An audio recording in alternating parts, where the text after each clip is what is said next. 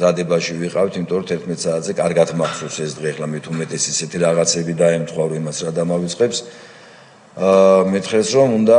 მე ვუთხარ, იცით რა, ძალიან გთხოვთ მეთქი რა, დღე შაბათი დღეა,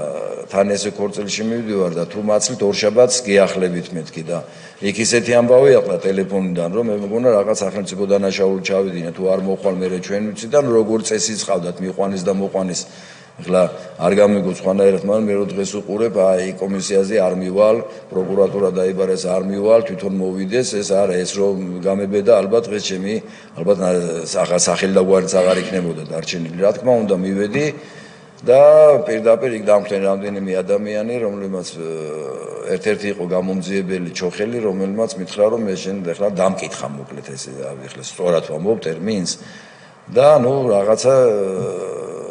ანუ დაკითხვის პერიოდი გაგრძელდა 3-4 საათი, სადაც შიგადაშიგ რა თქმა უნდა იყო იმაზე ლაპარაკი, რომ აი ეხლა შენ უკვე გამზადებ ეტაპისთვის და რომ იცოდე და ამიტომ სანამ რაღაცა იქნება, აუცილებლად უნდა მიიღო გადაწყვეტილება. ახლა ისე მოხდა რომ შევედი იმ დღეს არც ტელეფონი რატომაც არ გავამართვეს, სადაც ხელზე მეკიდე ყვა ძალიან ეჩქარებოდა, დაცვამაც აღარ შევამოწვა, ალბათ იმენჯერ შევდიოდი გამოდიოდი თანამშრომელი თუ ვეგონე და შემოვიდა მოადგილე ვარო ესე გამეცნო გელოვანი კეზერაშვილის მოადგილე და ნუ საკმაოდ რაქნაო დაწერაო განცხადებაო და იმგენმა რომ უთხრეს არა თავს იკავებსო ნუ ამაზე აღშფოთ და დაინახა მოხსენით ეხლავე ტელესახლის ხელიდან საათი წაართვით ტელეფონი და მომთხოვა რომ გამოყოლოდი გვერდზე ოთახში ნუ ვიფიქრე ალბათ დასაპატიმრებლად ან რაღაც ესეთი ის იქნება და ნუ რა თქმა უნდა დაემორჩილე მოიხსენე საათს ტელეფონის გადავიცი გავყევი აღმოჩნდა რომ იქ უკვე ყავდათ დაბარებული ყოფილი ქალაქის არქიტექტორი დავით ახვლედიანი ახლა ვიცი გახსოვთ არ გახსოვთ რომელსაც ნუ რაღაც იმ პერიოდში იყო ქალაქის არქიტექტორი და ნუ თავისთავად ხელი ქონდა რაღაც დოკუმენტებზე მოწერილი ახალი გამოსული იყო ციხიდან და მითხრეს რომ აი უყურე ამ კაცო ახლა ამას აქედანვე დავაბრუნებდო ციხეშიო ჩავმითვალეს და მაჩვენესია კიდევ ჩემი ოჯახის წევრების და ეს რამდენიმე არ იყო შემიძლია თქვა რამდენიმე ათეული კაცი იყო ანსაც შეისწავლეს ესე კარგად ბავშვობის მეგობრიდან დაწყებული ნათესავი ეს ყველას დავაპატიმრებთ და მე შენ წახვალ ციხეში და აუხსენი ამ ხალხს რომ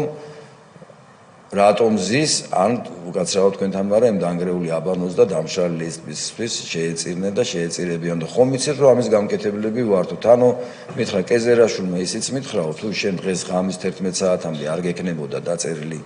განცხადებაო შენთან ერთად მეც დავაპატიმრებს და არა მაქვს სურვილი შენ ხო იცი რომ გამკეთებელია ამისიო და ამიტომ მეო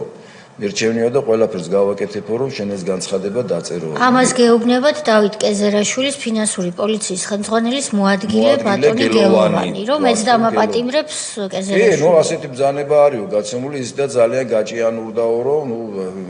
ასე თავხედობა ეხლა ნუ რახან დეტალებში როგორ ყოფნისო რომ შენ ხო იციო მიხეილ სააკაშვილი არის ამ საკითხით დაინტერესებული, კეზერაშვილს დაავალა და ასეთი რამ ჩვენთვისო ამდენი ხანი არავის არ გაუბედიაო რომ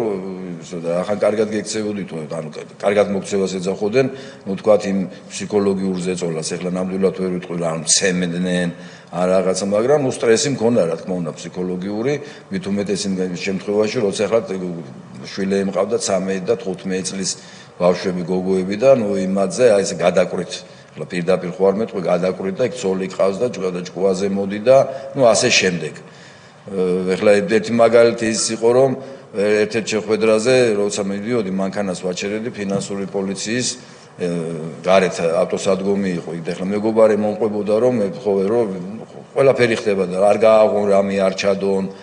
და შენ შორი ახლოს იყავ მანქანასთან უგაჩერდე თუ რაღაც ესე შეხვე, მაინც სურათები გადაიღე რომ მომავალში გავამადგებათ რაღაც და მითხრეს